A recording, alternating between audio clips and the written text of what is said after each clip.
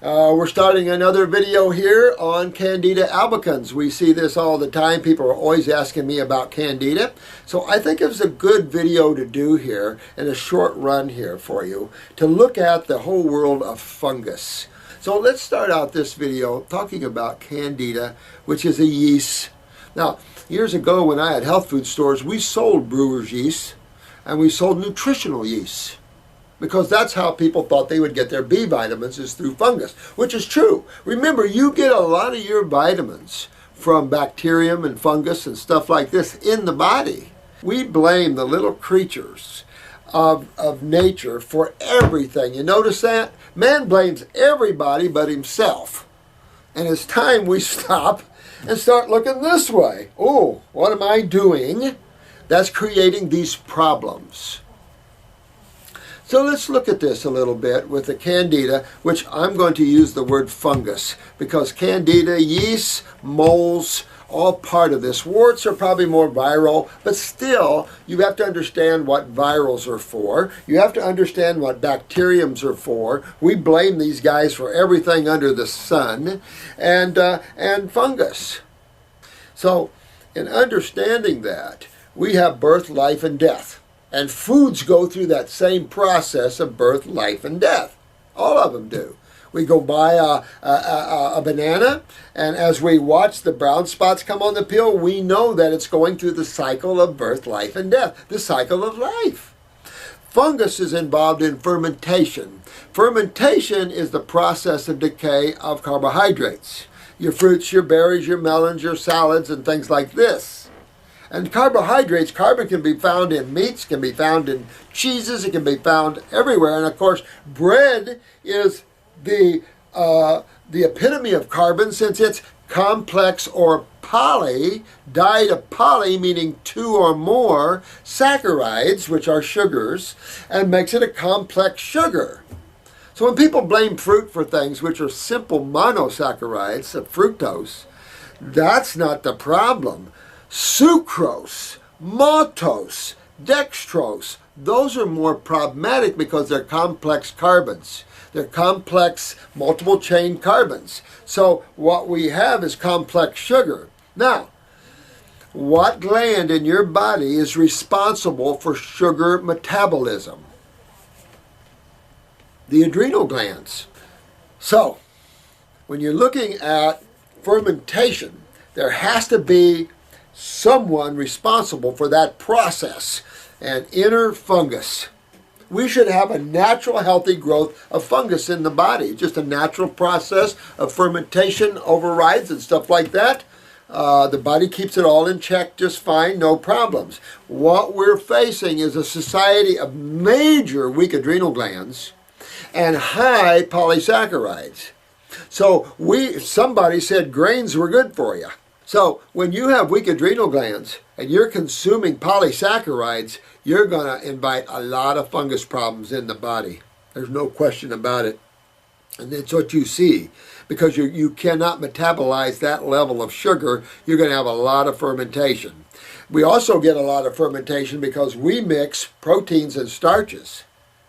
So when you mix proteins and starches, you know they don't digest, because proteins requires hydrochloric acid and pepsin, and then when you're getting into your starches, you got amylase, ptyalin, and the like. So you've got two opposing digestive enzyme issues going on here, and you always have putrefaction and fermentation. You literally almost stop digestion. For those of you that are getting very healthy, just go out and have you a protein starch. Eat you a sandwich. Of course, you're not going to kick your butt a little bit, but you're going to feel that sitting there and sitting there and sitting there in your stomach. And during that, you start to feel bloaty, gassy. That's fermentation or putrefaction with the meats. Each one of these, fermentation or putrefaction, requires an intermediary, whether it be bacteria, fungus. Now, the other component to this, which we've discussed, is sulfur. We are fanatics with sulfur. Sulfur, someone asked me a question about MSM. I think all sulfites are bad. Sulfurs are not good for anybody, and they exacerbate, they spawn, they explode candida. So all of you with the orange in your eyes, you know you have heavy candida problems, fungal problems. And you can see that.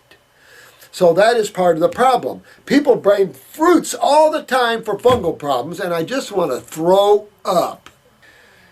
So when we have weak adrenals like this, we are having sugar metabolism problems. Hence we see low blood sugar, hypoglycemia, and then eventually we see hyperglycemia called type 2.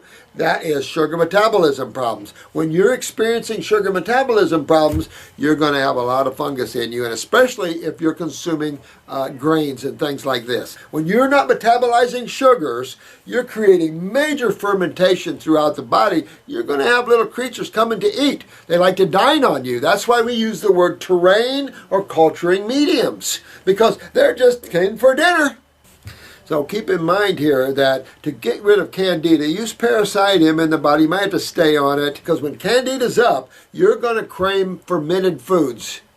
And fermented foods are breads, cheeses, those sort of things. And you're going to want them. You're going to crave them. It's not you. Fungus. Hungry. Dinner time. So just remember, if you have, don't go nuts over candida and blame candida on everything. I've seen people like that. You see these lists. If you got this, this, and this, and this, 20, 30 different symptoms, you have a candida problems. I mean, we got to get out of this, I don't know where man is. Man is just weird in his blaming everything but himself and understanding the reality of how things work. Nobody's taking the time to teach you. Medical doctors don't even know themselves, so they can't teach you. And when you start asking medical doctors sometimes questions, they get pissed off and shut you down. Only anybody gets pissed off asking somebody a question simply means the person doesn't know how to answer you. Because if you have the answer, it's a relatively here, this is why. If a person has candida, is there for a reason, right? Absolutely. See, and that's what you have to understand. You can detox this out of the system and everything, but don't make no mistake. What's serious is that adrenal weakness. I have to say this. Yeah, we can get overgrowth in the body, especially with the sulfurs. I mean, this is the other problem, is all the sulfurs. And of course, sulfur has two bad issues: suppression of the lymph and exacerbation of fungal problems.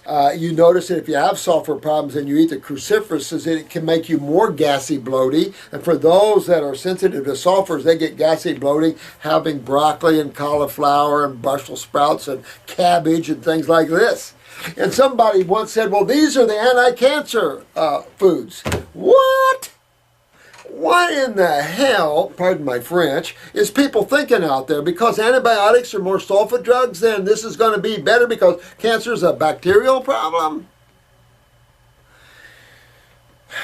You just have to understand the side of chemistry that's called acids, and the side of your body that deals with that, and that's that gigantic lymphatic system, interstitial fluid, that is the lymph fluid. This is why it's so important to go to simple sugars when you're high in fungus. You got to go to simple sugars, fruits, berries, and melons. If fruits are too aggressive for your lymph system at this time, go to vegetables, I don't care, and build yourself toward the fruits, berries, and melons. And stay away from the breads and cheeses. That's the real candida cravers. I mean, I've said this before. On your kitchen counter, put yourself a piece of cheese, a piece of bread, even whole grain, I don't care, and a handful of grapes.